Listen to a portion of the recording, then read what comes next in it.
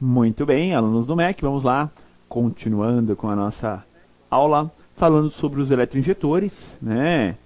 Testes, medições, e já uma foto bem legal mostrando o leque do injetor. Bater bastante nessa tecla para vocês, né? Sobre o leque do combustível pulverizado pelos injetores, como a pressão é tão alta, né? E acaba realmente pulverizando o combustível, tá? Primeiro aqui, um teste simples que podemos fazer nos injetores, e queria aproveitar essa foto para falar de uma coisa. Claro, esses dois pinos que vocês estão vendo são os pinos do eletroinjetor. Internamente temos a bobina. Tem um padrão, um é positivo, o outro é negativo, mas nada impede. Se você inverter, vai funcionar igualmente. Não tem um lado para entrar o positivo e outro é o pulso. Não. É uma bobina. Vai funcionar de um lado ou do outro, tá? O importante é que vai ter que ter um positivo e o outro é o pulso negativo. Sempre lembrando que quem abre o eletroinjetor é a ECU. Através do comando negativo, energiza a bobina. Quem fecha o bico injetor é a mola. Não é a ECU, né? Quem fecha a agulha do injetor não é a ECU. A ECU corta o comando negativo. Quem que vai fechar a agulha é a mola. Lembram? Quando o módulo energiza o injetor, né, mandando negativo, o positivo já vem direto, ele leva a agulha pressionando a mola. Quando corta o comando da bobina, a bobina vai fazer o quê? Vai fechar o bico? Não. Quem vai fechar o bico é a mola. Sempre lembrando disso, tá? Então, esses dois pinos são importantes, que são a bobina. Ainda nessa foto, tá? O que tenho percebido bastante, pessoal, é a falta de troca do pré-filtro. Porque é uma peça difícil de encontrar, não tem assim tanto no mercado. E aí, ou o pessoal está deixando sem pré-filtro, ou o pré-filtro quebrado, entupido.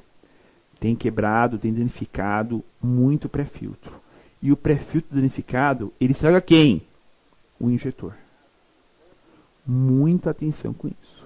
O pré-filtro danificado, ele danifica o eletroinjetor, tá? Prestem bastante atenção nesse detalhe, tá? Bom, falando dos testes, né, até teste de resistência, um teste bem simples quanto ao funcionamento da bobina, do eletroinjetor, é a medição da resistência da bobina interna. Então, dá para medir a resistência, é uma bobina, né? O valor médio é de 13 ohms, com a peça em temperatura ambiente. Então, eu posso ir lá com o multímetro medir a resistência da bobina. É um teste confiável? Sim. Do ponto de vista da bobina, sim. Mas pode ser que a bobina esteja boa e o injetor travado, ou o injetor gotejando. Quer dizer, eu testei a bobina do injetor. Eu não testei o funcionamento inteiro do injetor. Entenderam isso? Eu posso ter a bobina funcionando e o injetor travado, a agulha travou. Eu posso ter a bobina funcionando e o injetor gotejando, não está vedando a agulha. É um teste só da bobina. É válido como teste da bobina, não como teste do injetor, ok?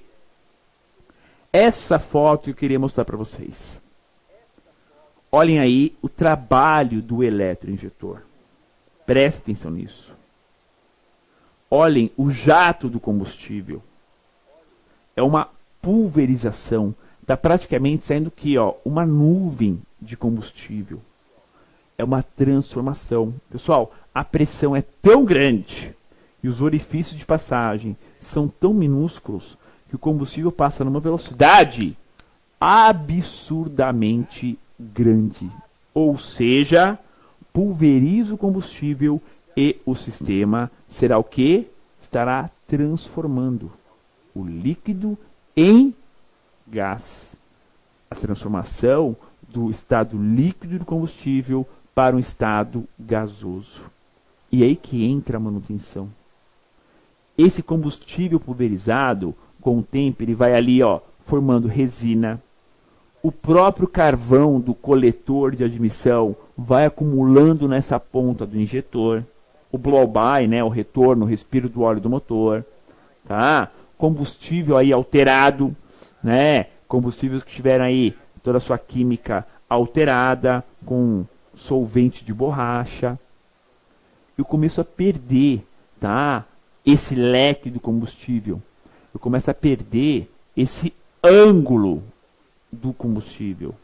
E aí o carro perde em eficiência na combustão. Fica pior o funcionamento. O motor pega, funciona, mas fica bem pior. Não funciona legal. Ou seja, teremos sérios problemas de funcionamento do motor do carro. É aí a hora de tirar o injetor e medir a sua vazão. É a hora certa para isso. Vamos lá então. Retirar os injetores e medir a vazão na máquina de teste e limpeza de bicos. Com a variação de temperatura e de combustível, mais o acúmulo de carvão e resina, podemos ter a vazão dos injetores alterada, o que vai prejudicar muito o seu funcionamento. Você perde a vazão, perde muito o funcionamento do motor, fica muito irregular. E não vem com essa história que bico não tem que limpar, isso aí para nós, no dia a dia de oficina, já é história para boi dormir. Injetor se limpa mesmo. Os carros têm uma grande modificação no funcionamento após a limpeza dos injetores, com toda certeza. Uma grande, não é pequena, é uma grande, tá? Ou seja, teremos o quê? Alteração de funcionamento do motor do carro. Com uma limpeza dos injetores. Lembrando sempre que a limpeza é feita no ultrassom. O teste é na bureta da máquina de teste e limpeza de bicos, tá? Então, primeiro se faz o teste de vazão, depois limpa-se o injetor no ultrassom, depois refaz o teste de vazão para efeito de comparação. É o que devemos fazer para justamente analisar esse funcionamento, esse leque, esse ângulo do injetor, tá? Olha aqui a cuba ultrassônica, né? Onde temos a limpeza dos injetores. Só que aqui uma observação, tá? Não é recomendado mergulhar as bobinas dentro da cuba ultrassônica. Eu até coloquei essa foto propositadamente porque está errado. A recomendação é só o quê? Só a ponta do injetor. Ou seja, só a parte final, onde está a ponta da agulha. A parte de cima, que você tem ali o pré-filtro e a bobina, não é recomendado ficar no ultrassom, tá? Você pode até danificar a bobina. E outra, o interessante são equipamentos que já injetam um detergente para facilitar a limpeza na hora do teste, na hora do ultrassom. Imagine, o injetor está pulsando, está trabalhando no ultrassom, ele pulsando e injetando um detergente. Melhora-se ainda mais o procedimento de limpeza, tá? O ultrassom aí é eficiente, quebra sujeiras e devolve ao injetor toda a sua vazão. E não é só vazão, o leque também da injeção do combustível é muito importante. O leque melhora até o funcionamento do motor. Imagina um motorzinho desse, 1.6, 16 válvulas, 2 válvulas de admissão por cilindro. Se os leques não baterem certinho nas válvulas, teremos um funcionamento irregular. E aí, rendimento cai, consumo aumenta, poluentes aumenta, e aí temos problemas, né, na questão de funcionamento do motor.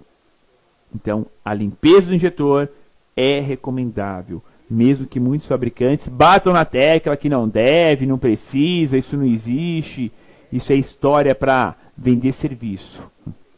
Nós temos cada caso de carros aqui que chega com um injetor entupido, mas de um jeito que, se a limpeza não existisse, teria que trocar os 4 injetores, tá?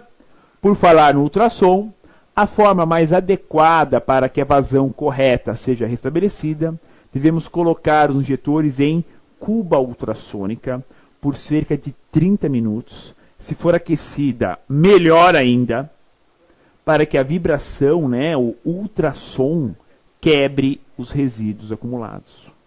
Então, o que o ultrassom faz, pessoal? Quebra, vai vibrando e vai numa frequência que vai quebrando, né, a sujeira acumulada.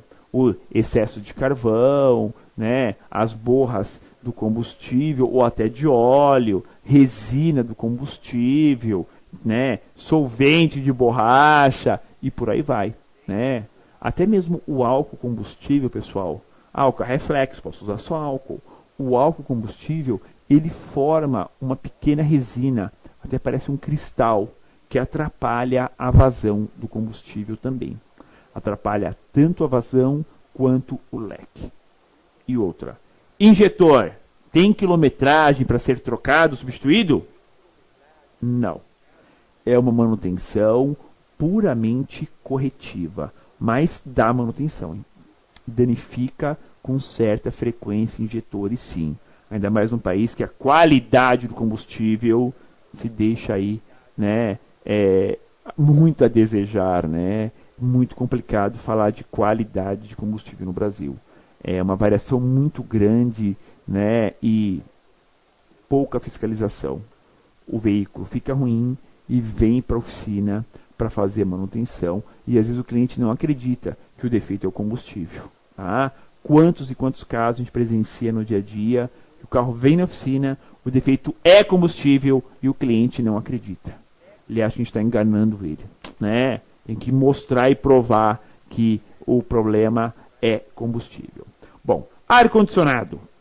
Um outro atuador desse sistema, ó, tem uma foto aí de um compressor do ar, né, na caixa, novinho.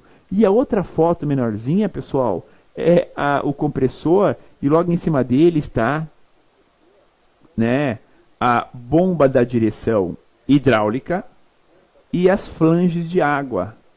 Lembram disso que eu falei no comecinho da aula do motor e-torque? O motor e-torque não tem correia da bomba d'água, nem pela corrente do motor. Não tem. A bomba d'água ela é acionada pelo eixo da própria bomba da direção hidráulica. Então, sempre atenção nas novidades que nós temos aí nos motores dos carros, tá?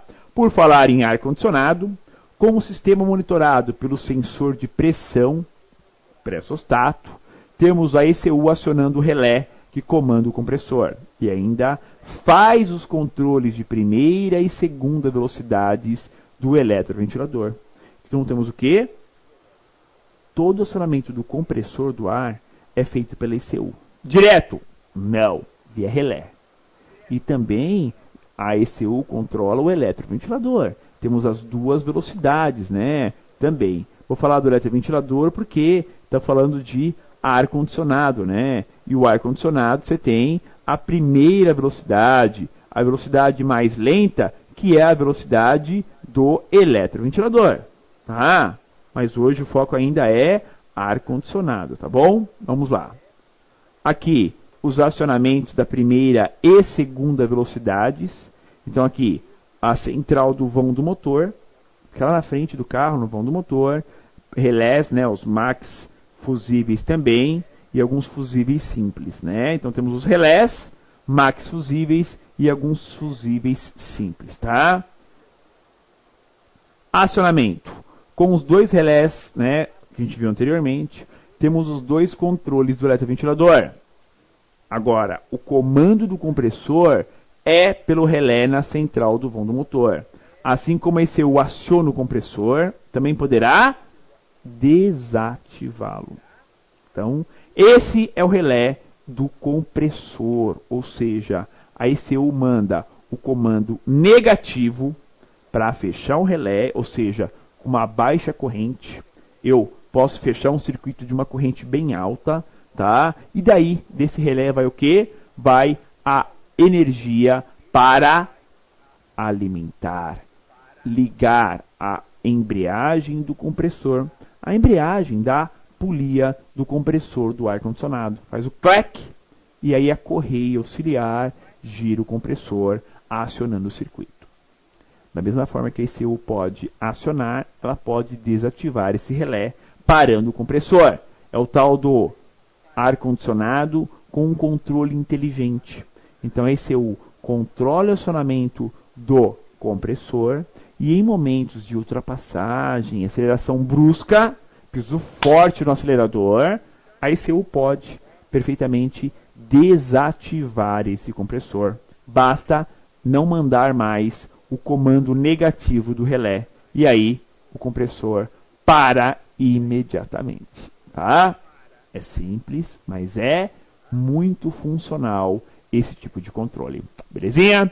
Ela aqui, a unidade de controle eletrônico do motor, a ECU do motor. E claro, vamos a mais uma dica. A limpeza dos eletroinjetores deve ser feita preventivamente. Claro, a média, 30 mil quilômetros. Mas está cada vez mais ocorrendo casos que logo após o abastecimento termos a sua obstrução parcial. Então é assim, depende muito da alteração feita no combustível. A sujeira passa pelo pré-filtro, passa pelo filtro e para lá no injetor. Né? Não é sujeira, né? Vamos dar uma mistura, né, do combustível, ficando aí, né, tudo no injetor, o problema. Tá ok? Vamos lá, a perguntinha da nossa aula. O controle do ar-condicionado pode simplesmente parar de funcionar? Pode parar? Sim. Se houver queima na trilha, né, ou comando da ECU, poderemos ter esse tipo de falha, tá? Mas lembre-se, dá para fazer alguns aprendizados via scanner nessa linha de carros. Belezinha? Vamos lá, caros alunos, com o nosso plantão de dúvidas. Perguntinhas aqui chegando do pessoal, né? Rony Godoy Chaves, lá de Timóteo, Minas Gerais, mandou o seguinte, até um comentário, né, junto com uma pergunta. Professor, tenho visto em nossa região problemas com obstrução de eletroinjetores em veículos que utilizavam gasolina comum e depois encheu o tanque com aditivada de uma só vez. Tenho orientado para que essa substituição seja gradativa. Está correto? É assim, Rony e demais alunos do MEC. A diferença da gasolina comum para a gasolina aditivada, realmente, é um pacote de aditivos que vão ajudar aí a fazer limpeza, como detergentes, tá? A fazer limpezas internas também. Não é nada absurdo. O grande problema que nós temos, o que é? Motores que utilizam muito tempo gasolina comum e vai acumulando carvão, né, o carbono, que é o excesso, tá? E depois, com algum combustível de melhor qualidade, eu posso remover ou ir removendo isso em formato de placas. Se realmente abastecer como um combustível com uma alta performance, pode obstruir pré-filtro. Chega a esse ponto, tá? Já vi casos de clientes que abasteceram com gasolina premium, né, aquele combustível que é mais de 3,50 o litro da gasolina, o carro veio guinchado para a oficina, porque realmente a limpeza foi muito brusca e o carro estava com obstruções, né, muita sujeira. Então, nesse caso, o ideal é primeiro recomendar uma manutenção no carro. Antes do cliente trocar o combustível, caso ele queira, fazer uma limpeza do injetor, limpeza de filtro, pré-filtro, né, troca de filtro, pré-filtro, velas, limpar os injetores, limpar a borboleta e limpar o coletor, para depois ele fazer a devida troca. Tá ok? Rodrigo Diegues, Scopino, peguei um combustível flex que trocaram os conectores dos bicos. As ligações ficaram invertidas. Fiz as correções dos conectores, mas a luz de avaria não apaga de forma nenhuma, sempre acusando no scanner bicos, tá? Foi consequência das ligações invertidas? Sim, mas via scanner você apaga isso. É para apagar isso até tranquilamente, tá? É possível, isso funciona, tá? Juliano Ferreira de Freitas perguntou: professor, você indica o uso de aditivo de combustível no tanque pelo cliente do carro? Não, eu não indico. Vai abastecer o carro, põe um aditivo no tanque? Não, não indico. Quando eu faço o trabalho na oficina de limpeza de injetores, de corpo, eu vendo o aditivo no tanque. Por quê? Para complementar o serviço dos injetores. Para justamente não dar esse problema, né, que o Rony de Minas Gerais comentou. Depois que mudou o combustível, entope o bico. Então, na oficina, eu aplico o aditivo no tanque. como um serviço já junto com a limpeza dos bicos, tá? Então faço toda a manutenção e já faço a instalação, coloco no tanque o tubinho de aditivo de combustível, até mesmo para complementar o meu serviço. Edson Bispo perguntou: a primeira velocidade no eletroventilador é só quando ligo o ar-condicionado? Isso tem variáveis, tá? Quando é a ECU que controla as velocidades do ventilador, ela pode trabalhar a primeira velocidade para o ar e a segunda velocidade para o sistema. Mas tem casos que ele funciona a primeira velocidade mesmo sem estar o ar ligado. Ou seja, depende de quem controla o eletroventilador. Quando é a ECU, ela já é moderna, ela pode comandar os dois acionamentos, tá? Também o Edson Bispo dos Santos.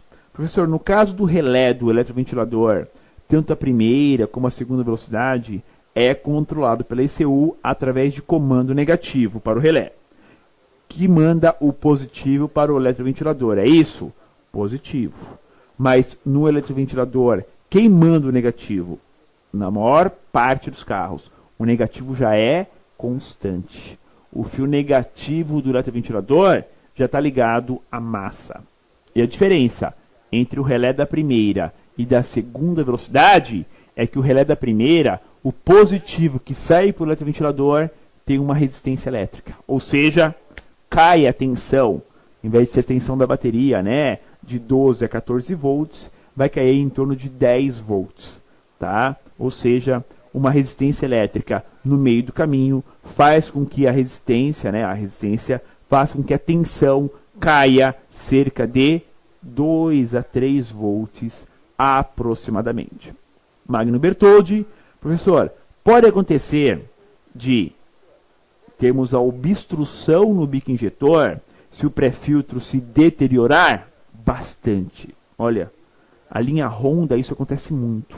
Tá? O pré-filtro vai apodrecendo, tentam limpar, etc. A sujeira trava a agulha do bico. O bico não injeta mais nada. É muito comum isso na linha Honda. Muito comum. Então, é algo para se chamar a atenção e ficar realmente de olho, tá? Com pré-filtro do injetor. Antes, não se ligava muito para pré-filtro. Hoje, muito atenção com essa pecinha. E a grande dificuldade do nosso mercado é justamente encontrar a peça. Ok? Muito bem. Caros alunos do Universo do Mecânico, fechamos aqui mais uma aula técnica do Palio com motor e-torque. Semana que vem, Atuador, parte 2. Um abraço a todos e até o nosso próximo encontro.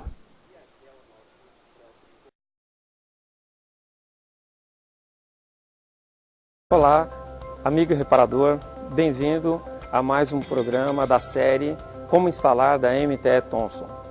Meu nome é Rogério Costa e eu vou passar para vocês todas as informações para a correta instalação dos nossos produtos. Antes de começar o seu trabalho, verifique se você tem as ferramentas corretas e os utensílios para facilitar o seu trabalho. Lembrando que o uso de equipamento individual de proteção é recomendável também. Quanto ao descarte de materiais líquidos, fique atento à correta destinação de cada um deles. Para a troca do plug eletrônico do Corsa, por exemplo, recomendamos retirar a bobina de ignição.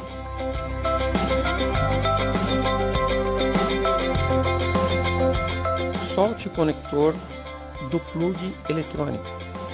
Note que no sensor novo já vem o anel de vedação. Solte com a chave de 19 mm, girando no sentido anti-horário o plug eletrônico usado. Coloque o plug eletrônico novo no menor tempo possível para não se perder muito líquido do sistema. Rosqueie com a mão o novo plug e o aperte com a chave de 19 mm. O torque de 20 Nm. Recoloque a bobina de ignição em seu lugar. Esperamos ter ajudado com essas informações. Acompanhem sempre os nossos capítulos da série Como Instalar. Qualquer dúvida ou sugestão, entre em contato conosco. Até a próxima!